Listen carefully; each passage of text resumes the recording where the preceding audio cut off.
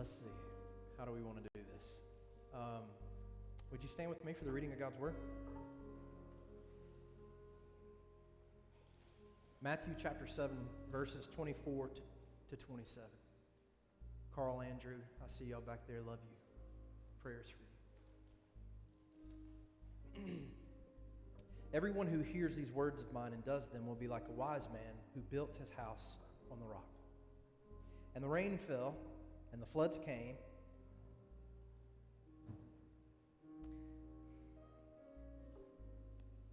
and the winds blew and beat on that house, but it did not fall, because it had been founded on the rock. And everyone who hears these words of mine and does them, and does not do them, will be like a foolish man who built his house on the sand. And the rain fell, and the floods came, and the winds blew, and beat against that house, and it fell. And great was the fall of it. The word of God for the people of God, if you would say together with me, thanks be to God. You may be seated.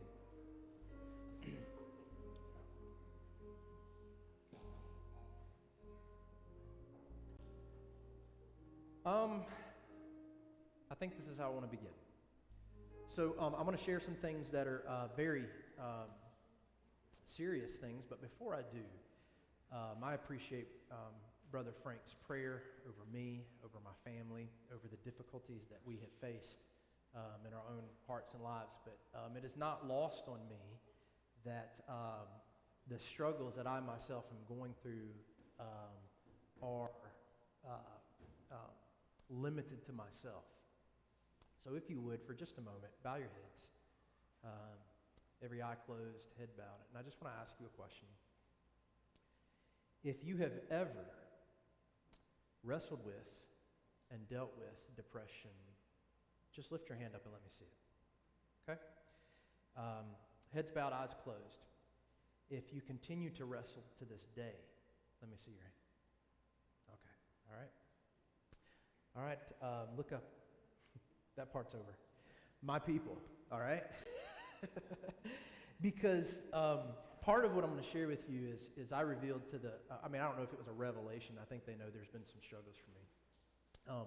I've definitely been in the grip of depression in this season of my life. And I shared that with different people individually, shared that with the LBA on probably a little bit more serious plane yesterday. But I'm going to come to that part later, okay? I'm going to come to that part at the end. I want to, well, let me say, just so that nobody's concerned, when I look at where my own processing of depression is, this last week was our district conference. Oh, wait, hold on, side note. Where's Pastor Nate? So Pastor Nate got ordained.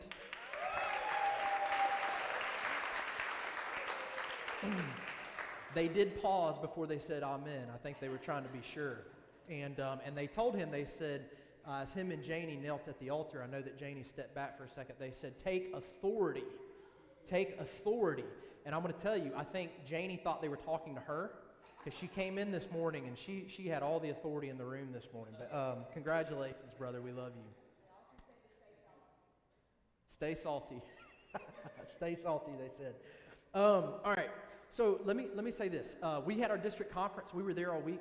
I got to have a lot of conversations with pastors who themselves are deeply, deeply depressed. Most of them are depressed because of the state of their churches. That is not my situation at all. So that's part of what I want to talk about today. I want to talk about the state of our church. I might spend 2 weeks here. The last time I did this was 2.5 years ago. Do y'all remember that? Those of you who walked with us through that period, that was a rough sermon series. But it was an important part of the story of this church. So I want to talk about the state of our church as it is. One of the things I try not to do is to bring too much of church business and who we are as a church into the forefront of our time of worship. But every now and then I think it's important, and I think this is a season in which it is important. The occasion of this message is based upon a text thread among our LBA members, and I have concerns about where we are, and I myself am dealing with my own problems, but none of these are unconquerable. None of these are unconquerable. So let's start here. If you want to follow along with me in the sermon notes on the app, I kind of have a rough outline, and there you can take notes on your phone if you would like to, and then email them to yourselves, and you can review this and, whatever. First, I think it's a mistake to think that the storms will not come. That's a mistake personally, and that's a mistake organizationally. One of the things the Lord has been faithful to do for me throughout this season is to speak to me through His Word. Now, I don't mean simply that I see His Word and I go, that's very insightful, but a clear moment where the Lord is speaking to me through that passage very particularly.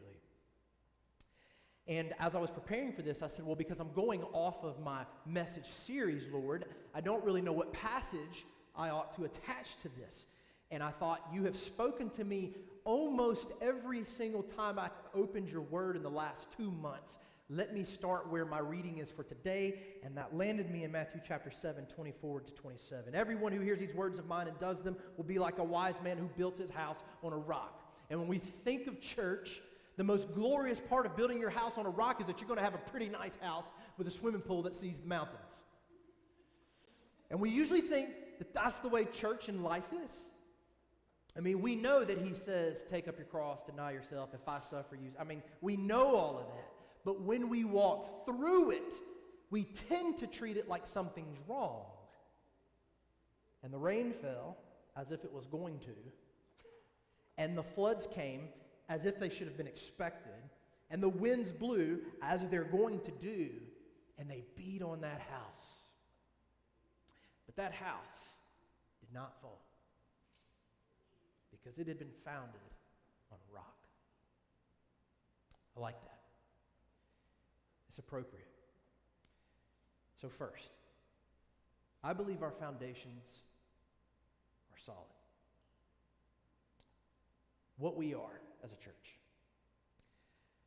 The church would not cease to exist if First Wesleyan ceased to exist.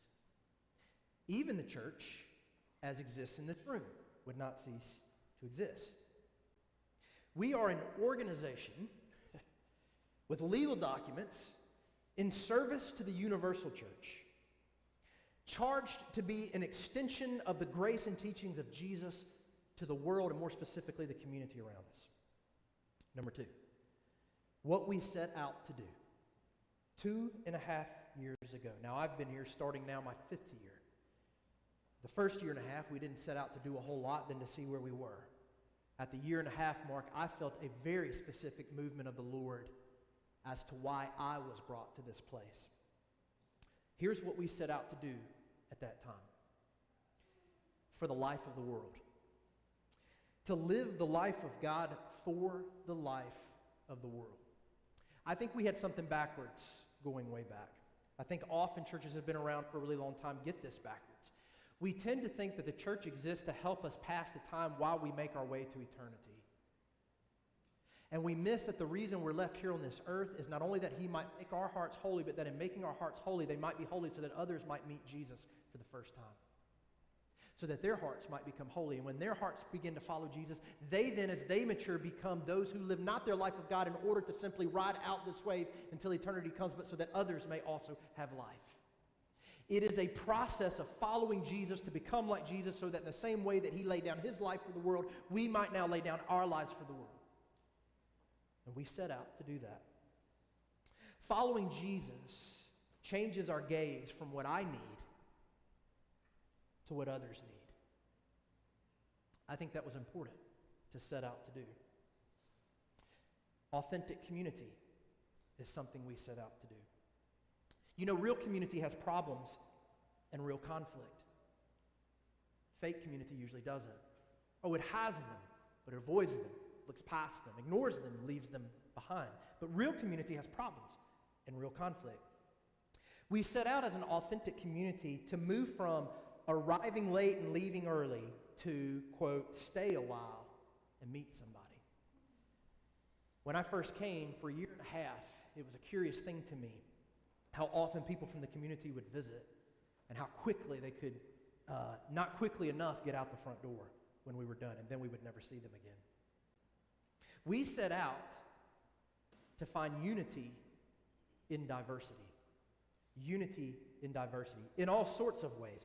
We set out to move away from they need to be and look like us to, quote, let's see what is birthed from the diversity of our own people in our community.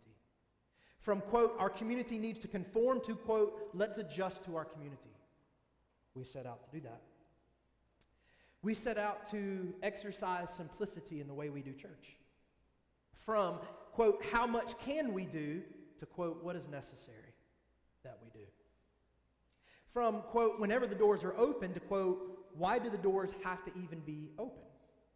Let's ask that question.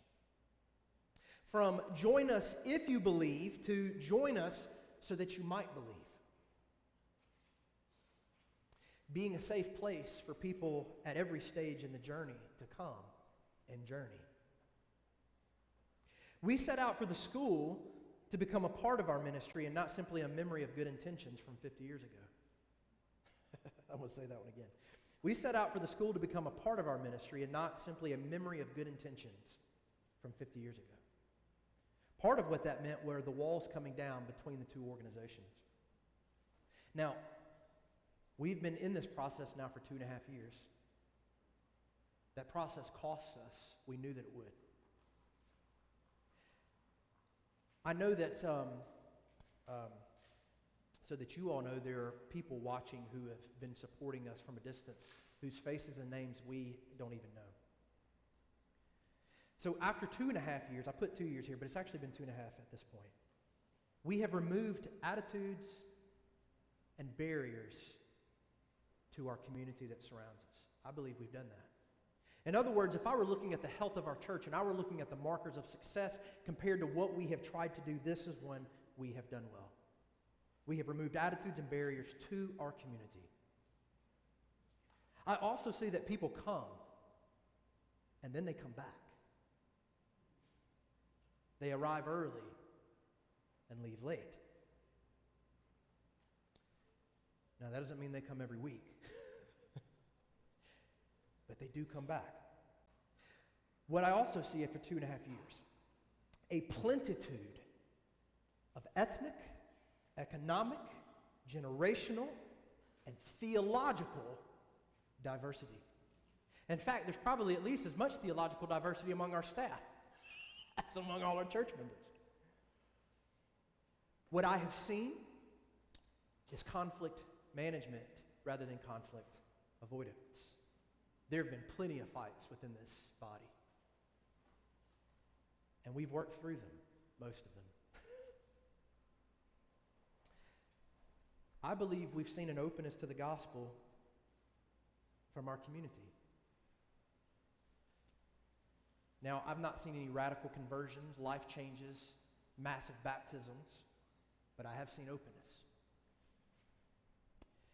Seen the wall go down between the church and the school.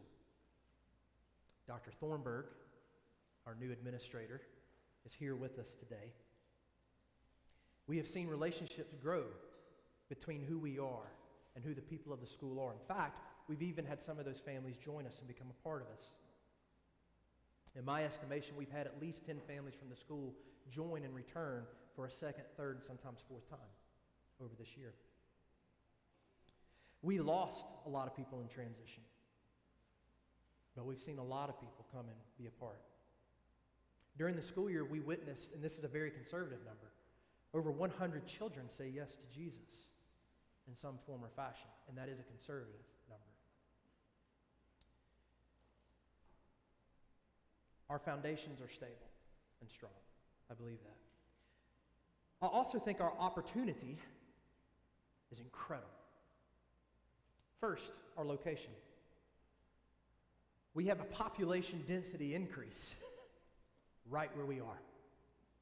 We've seen more houses be built in the last year on these square blocks in this square mile than anywhere I've ever been, at least. Accessibility. Downtown renewal. We are in a place where people are and people are coming. Our opportunity is incredible. We're visible, accessible, and committed to our community. That's who we are. School, children, and their families. It is incredible how many unreached children and families are in our school. Almost continuously, teachers come to me and they say, this family, that family, these families, they didn't even have a Bible. And this is a big part of what my efforts will be this year. This last year, I served as the headmaster and operated essentially 4.5 or 5 days a week with the school. School took really all of my time this year. The difference this year is 3 days a week. And my sole job is pastoral outreach and care for the school, the family, and the staff involved. Our opportunity is incredible. Now our concerns, my concerns.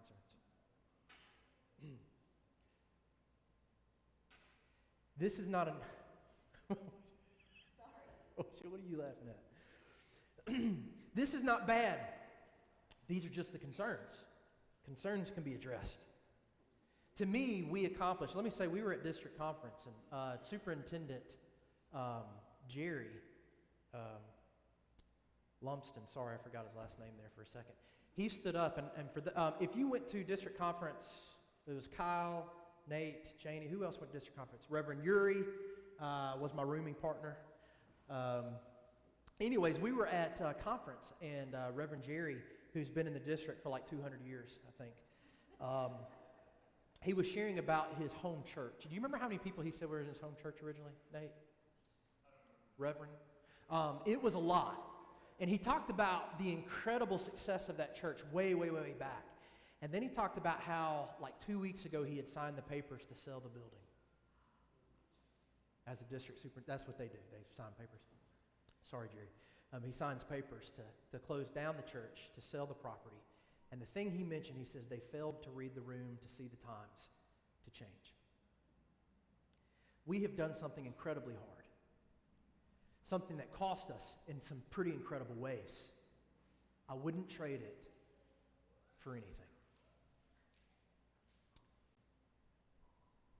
And I think there are some churches that regret that they didn't try. But here are my concerns. Our infrastructure needs focus. Our infrastructure needs focus. But I myself, as your lead pastor, have not been available to lead us in this effort. When I put my energy into the school, and this is just background in case you don't know, over a year and a half, I think it was a year and a half ago, maybe it was a little bit longer, we knew that the changes that we would make would cost us financial stability. In fact, we were told that. We were told, if you make these moves, we're taking our money and going elsewhere. And I couldn't open the door for them fast enough. Because I do not like being threatened by money. Or money being the cause of how and why we make the decisions we do. So we knew it was coming. So approximately a year and a half ago, maybe a little bit longer, my salary had to go from a full-time salary to a part-time cash salary. That was okay. That was also the time I started doing some side work, and that I also took on where we were with the school. We had sought somebody for our headmaster. We worked hard to get them. They turned it down at the last second. I stepped into that role over the last year. It served to give me an income. It served to bridge the school to our church. It was a good thing. But it left me unavailable. In the fall of last year, not quite a year ago, as our finances continued to be in a difficult place, I gave up my cash salary completely. That was okay. It was needed.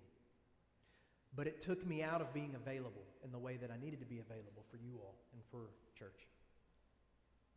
So our infrastructure needs focus, but I've not been available. That infrastructure looks like several things. Let me mention them to you. Number one, our financial support is severely lacking.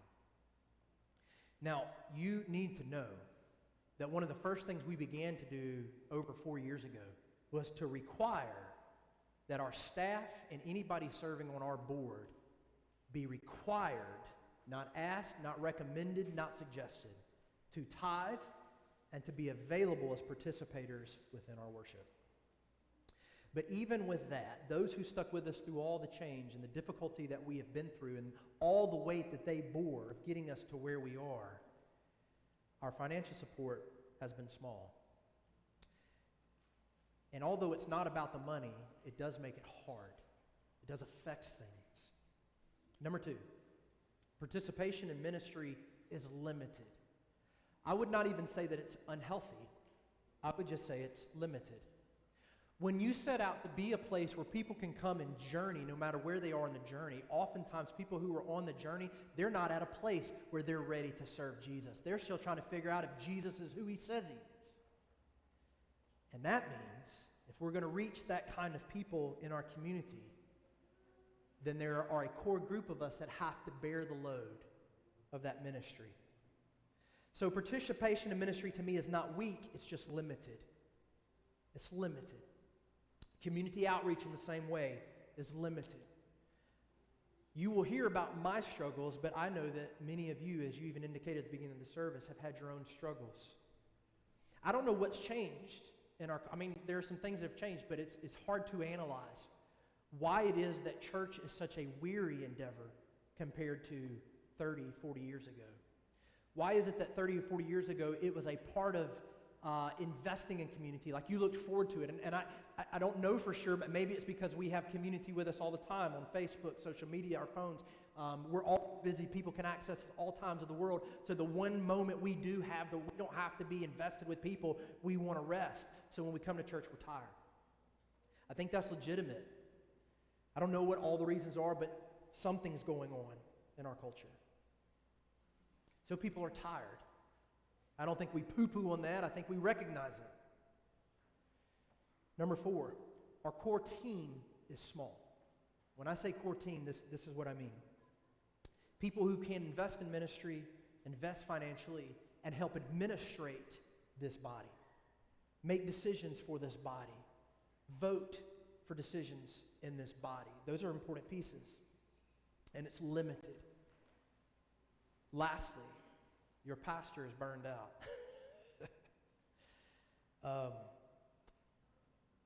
In a second, I'm going to talk about how we can fix some of these items. Your pastor is burned out. There's no reserve in the tank. My depression isn't about where we are. It's not even about any doubt about where we're going or what we can become. I did some things that were against my own personal policies in my life. And I messed up. Let me tell you what the first one of those were. When I came in to interview with this body, and the thing that I have preached for 4 years is the means of grace. We want the Lord to be with us and to help us and to do these things for us, but we don't have time to ask Him. We want the Lord to speak to us, give us direction about our children, our lives, our finances, but we don't have time to open His Word that He gave us to teach us. We want the Lord to bless where we are financially, to bless where we are emotionally, to help us survive mentally, but we don't have time to stop and worship Him.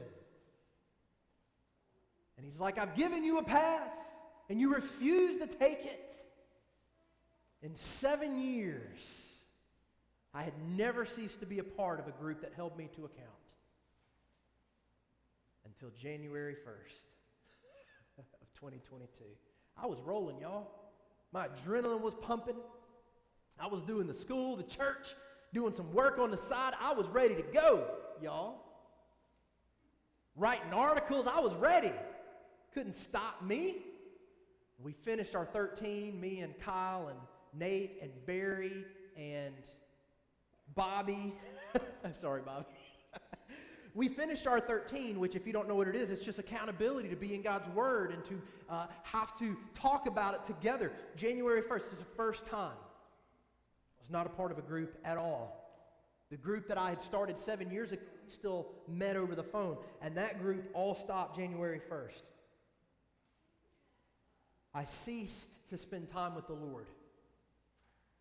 Reading my Bible. I studied Scripture, but time for Him to speak to me, and I didn't do that. Prayer, didn't do that. Threw it out the window. I didn't have time. Long before that, when I took the position with the school, I thought that I would have some time to fit in there. I didn't. So the first thing that went before my Jesus time was my Sabbath time. Anybody who works for us, whether staff, etc., will know that this is very important to me. One of the things I've pushed all our people to a year ago, not now, a year ago, when we would meet as staff, I would say, when's your day? Don't tell me it's Thursday night, La Crystal. When's your day? Because you got to have a day to say the world doesn't need me to run it in order for the world to function. That's what the Sabbath is. It's a trust. And that was gone. I poo-pooed that one away. I was still clicking though, still going, riding strong. Then came February. February, it's like my body and my brain said, nope, no more. We're done. So when I say that my concern is not with the church, it's not. My situation is my own health and the situation I put myself in. I was very overconfident about the amount of things that I could handle all at once. I took over more things than I could really bear. So in March, I think the Lord's been faithful to me throughout this whole process. You know, when all of this started for me, this shift in me 7 years ago, the Lord never failed to give me direction, ever, ever. Now, I never had as hard a season as what hit me in February. And yet, the first thing I did when this season began at the end of February, I began to open my Bible again. And when I did, immediately he began to speak to me. In fact, I spoke to some of that when I did the whole garden sermon, where the passage in my reading plan, you read through the Bible, and then every week there's one passage you read over and over, and then it switches. And that passage for me was an unhealthy tree cannot produce healthy fruit. And the focus for me, I knew the Lord was speaking to me. He was saying, this isn't about you go produce healthy fruit. This is about you can't produce healthy fruit because you yourself are unhealthy. You got to get healthy, Kenny. That was the message. In March, I'm opening his word, beginning to bring prayer back into my heart. I had just started the process of recontracting another year with the school.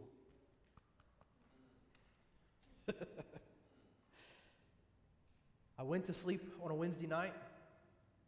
The Lord woke me up at 12. When he woke me up, my eyes came open, and I knew exactly what he was telling me to do. I was done. The message was clear. I did not call you to be the headmaster of this school. I called you to lead this organization. I didn't even have to question it. I knew that I was going to have to deal with Julie and what this would mean for us. Because at the time, I had no church salary.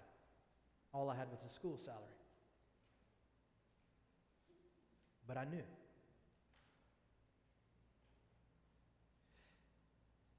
He has never failed to be with me.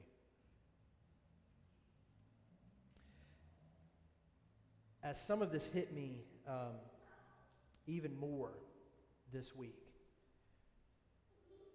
the moments are moments. Some of you may not know this, many of you do. When I started this journey with you all 4 years ago, I'm getting there to where we're going. But as I started this journey 4 years ago, before the first year was out, now dreams are in Scripture, so whatever you do with them, there was around Christmas time, I began having dreams. Things were going good. Some of you who've been here that whole time remember these days. We had went from, I think probably 80, 85 people at that time. We were really kicking, at our 110 or whatever we were doing. Things felt really good. At that time, I was feeling good about everything. And I had about a week and a half, 2 weeks of dreams. It was the same dream every night. And you ever had those dreams where they're so, whether it's from the Lord, I don't know, I think that it was. You ever had a dream so real that you wake up trying to figure out which reality you're in? It was like that, and it was every single night. And every night, remember when Julie and I came here, the calling, I'd never had a calling like this calling. So I'm having this dream, and the dream was this: things are going to get really, really hard.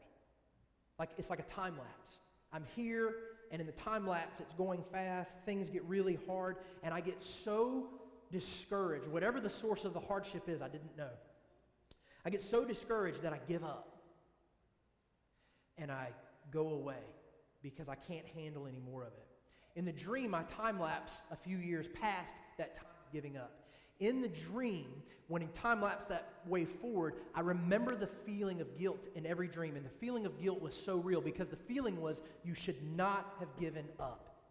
You keep going. You endure. You stick with this.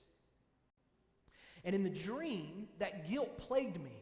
Like if I could take back one decision, I would take that back.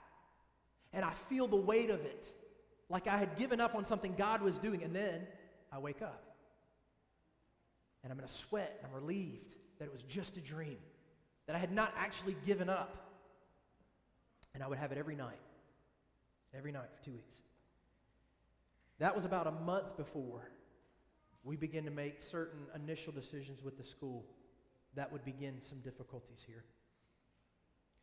So Friday, as we were book shopping, I was struggling because in my mind I wanted to despair, tired of fighting, tired of the difficulties of my own, whatever I am. Some of you are like, we're tired of it too. Yeah, I know. Okay, all right. And I pick up this book that I'm familiar with. This is old Greek Orthodox writings from the early church, from a lot of the monks from the 3rd, 4th, 5th century, all the way up to the 14th century. Now, monks, they're savage. They are savage dudes, okay? And dudettes. And I pick it up. And I know in my mind the Lord's telling me, your fight is not like previous fights. It's a fight of the mind. It's a fight where you can give the enemy ground in your mind. But somewhere you have to settle being okay of doing this battle in the place of your thoughts. Okay? And I pick it up. And this is not the only thing that I just opened it up just to get an idea of some of the readings. And this is just a sampling of what I came across. The intellect's great gain from being still is this. All the sins which formerly beat upon the intellect as thoughts, and which once admitted by the mind were turned into outward acts of sin, are now cut off by mental watchfulness. Let me read it again. Okay? I'm battling in my mind whether or not I'm going to let this thing win. In my mind. I'm going to change some words so it makes better sense. The mind's great gain from being still is this. All the sins which formerly beat upon the mind only as thoughts, and which, once your mind admits them into its space, are then turned into outward acts of sin.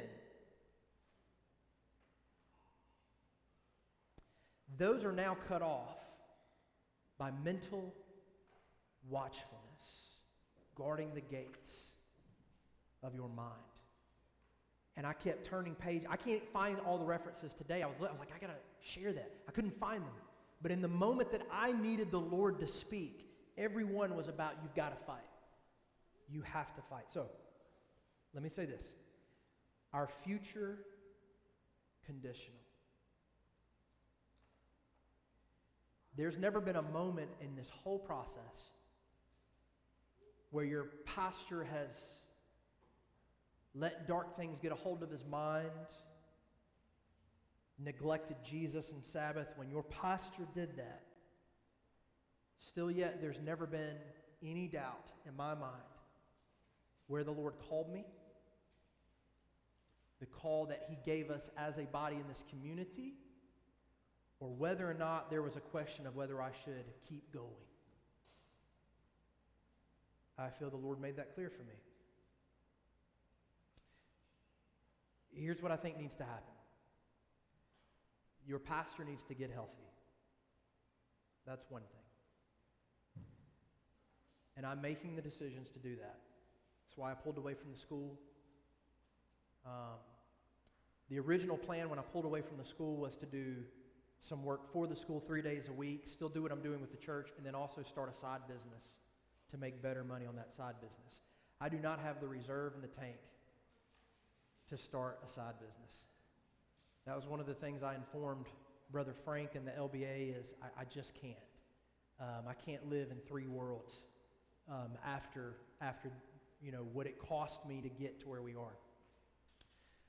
Maybe there are people out there who can do it. At this point, I've done that for 20 years in some form or fashion.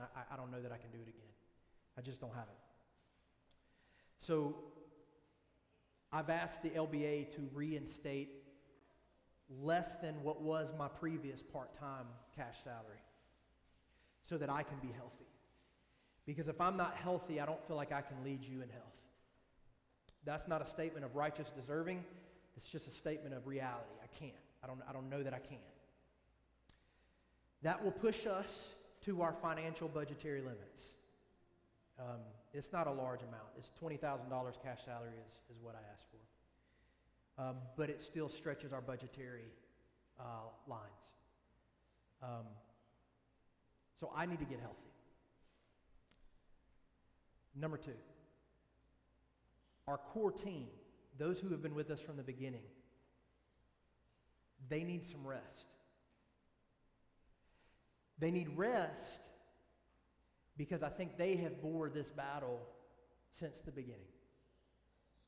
And the only way that that can happen is with a growing, supportive core team. Which means if we're going to be available to our community to journey, to take it slow, to figure it out, we don't pass around an offering plate anymore. That's on purpose. Not because we don't need money. Not because we don't care that people who follow Jesus give back to the work of Jesus. Not because we don't care. It has to do with the way we want to approach our community. But that doesn't mean we don't need support. We certainly do. And if we're going to make it through this upcoming season and move from simply having really good foundations to being super fruitful and healthy, I think we're going to need a growing core team. People come to me all the time, either in our community, in our district, or from other states. I've gotten phone calls. I had people pull me aside during district conference. They said, we want to know more about what you do. We love what you're doing. We watch online. We support you. And I want to go with them. We need more support. We need people who aren't just excited about what we're doing, but supporting what it takes for us to do what we do. And it does take a lot. Me being present and available to you takes a lot. Being available to new families takes a lot. Being available for families that are in need takes a lot. In fact, we already had one family leave in the last month because I wasn't available. So I need to get healthy. We've got people who need rest, which means we need people who are good core team people, but who haven't helped. We need them to help. Financially, help in the nursery, help with the children, help with anything absolutely possible. Just assist. And we need to grow our core team. And that takes effort and it takes leadership on my end. And I think that's where my focus needs to be for this upcoming year. 3 days with our school. And then the remaining days of work I think need to be in continuing to develop where we need to be as a church. Our leadership development as a church, our families, our community, those aspects of our ministry need to have my focus. But they can't have my focus if I'm running a business over there and trying to make up time over here. So that's part of what all this is about. I don't know if I should do this, but I'm going to do it. Somebody asked me, they said, what does this mean for you? I said, I'm not in any way done fighting at all. In no way. This is me fighting. This is me going, I recognize I thought I could be Superman all last year, and I can't. You know, I thought I had an infinite reserve of energy and creativity, and I don't. This is me fighting. This is me going that I think, if anything, this last 2 years has shown me that we can be exactly what we set out to be, but now we need to focus on becoming more so and growing our core our core team. So let me ask this in case there might be questions. Are there any questions that I can address? And I will address them as honestly and fairly as I can. The last time I opened things up for questions, we didn't get it on video, but it was quite exciting. Bobby. Some of you know. If you know, you know. Anybody questions?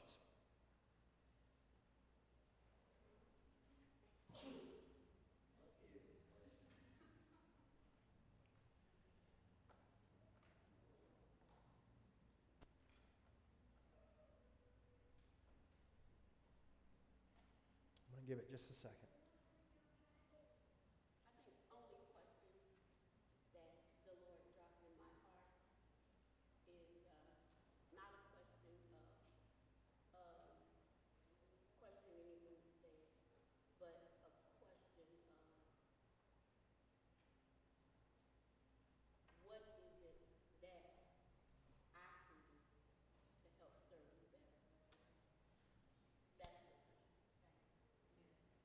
Yeah.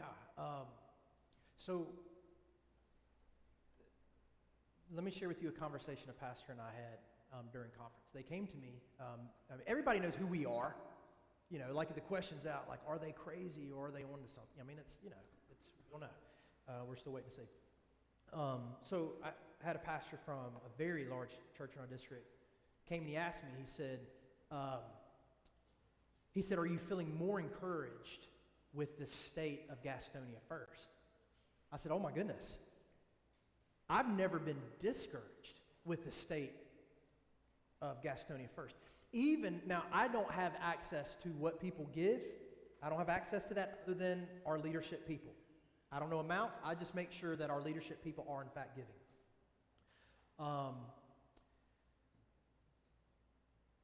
But I recognize how hard what we are trying to be is. Like, somebody asked in this same conversation, they said, we love seeing your diversity. How'd you do it? I said, it costs us a lot.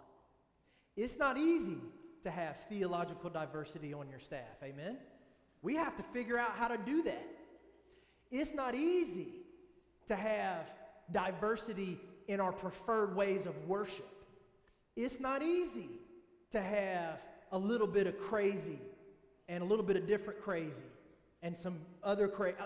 That's not easy, because in that situation, when you come from, let's say you come from Southern white culture, your way of doing church is going to be one way.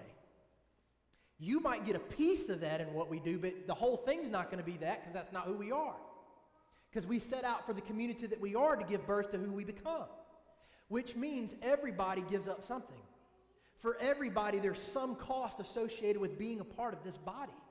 You have to give something up. So I shared that with them, but then I also shared, I think our people, I mean, as far as I know, are doing what they can. I'm not the only weary one because of my personal life.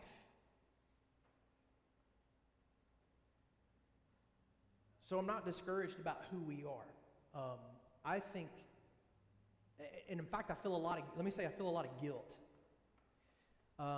In fact, even last night I was sitting in my bed going, man, I shouldn't have said anything, because I feel fine right now in my bed. You know, I shouldn't have said anything because people are going through their own stuff, right? And I don't want to be that guy that goes, I'm the only one suffering. I mean, that's not lost on me. I think my concern is whether I've caused it and it's my problem, whatever the situation is, I can't lead us as a pastor where we need to be at this stage if I can't get healthy. And I can't get healthy if I'm running 3 jobs. That's the way I feel. I just don't feel it's viable. So people's prayers are always, because I believe the Lord can turn manna into a feast. But prayers that the financial support we need to be able to function oh my gosh, between personal, church, and school, all I do is check accounts. like where does money need to be, you know? And that has taken a toll on me this year. So I think it would probably be if there are people who are going, this is our mission, and I adopt this mission, but aren't supporting it financially, help us. We need it. We need it. I'm not saying above and beyond 10%. People who can do that, that's awesome. But at least at the level of 10% would greatly increase our ability to be healthy and continue to lead and do the mission we've set out to do. So that's a big one. And then just be patient with me. I violated my own principles, and it put me in a place that I'm not happy, but also it's going to take me a little bit to break out of this. It's really easy to give up on things that are important to preserve the health of your mind. You know, you can get there in a hurry, and it's easy to think you can get right back out of it in 3 days. And it's not like that. And I'm definitely realizing this is going to be a little bit longer effort for me. And there are good people helping and surrounding me to help me do that within the district. So, Reverend Yuri.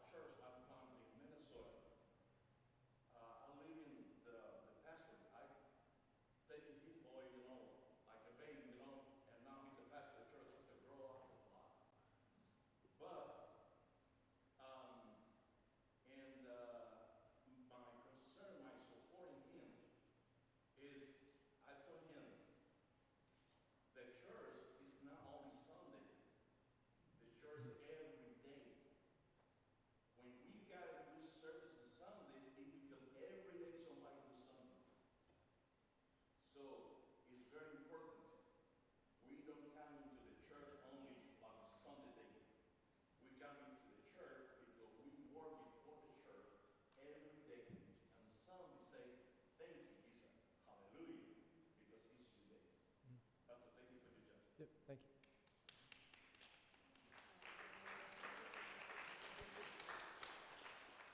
you. Anything else? Because I will answer it the best I can. Anybody else?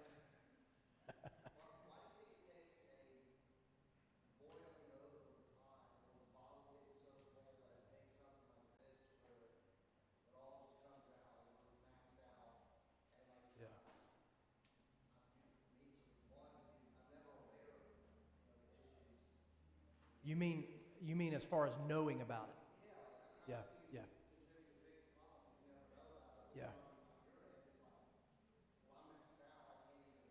Sure. Yeah. Yeah, well, it definitely, I can only speak for me. I think there partly is a little bit of guilt. One of the reasons people, I think in our communities, are deeply disillusioned with church are money issues. People who make money for doing nothing. I think that's driven a lot of people to avoid church and to avoid church life. So to make where things like that are the issue. You know, just like it's not lost on me that everybody's struggling post-COVID, issues of money, issues of income, issues of depression in our culture. You know, that's very widespread. So to bring it up and to make it an issue about me, it really was a wrestling with guilt. I think, and it's an overconfidence.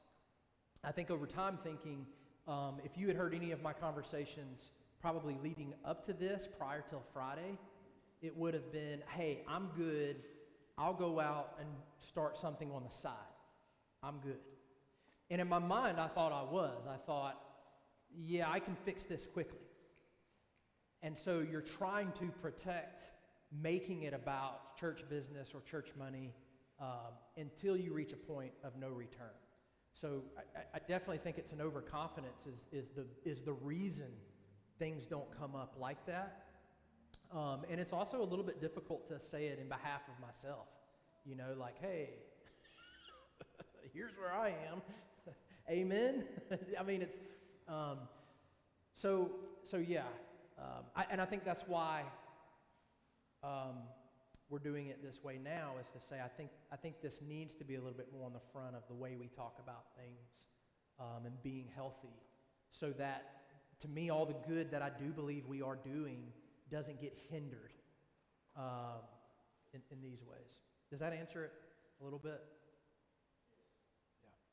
Yeah, and let me say too, we tried to make annual conference a little bit of a piece of going, like, we try to put the numbers out there, you know, so it's not like we've hidden them,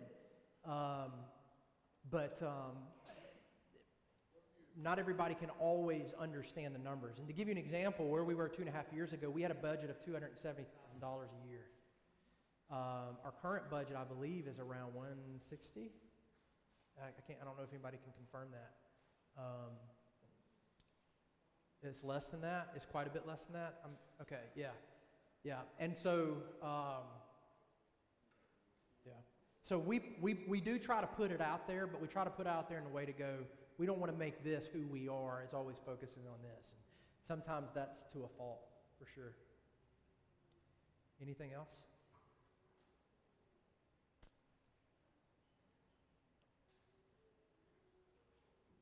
I'm going to close this with a word of prayer, but one more thing. I know, Brother Frank, I appreciate you praying for us in the way that you did. But as Frank said, you know, we and our pastor, I will tell you, in my mind, I am part of the we.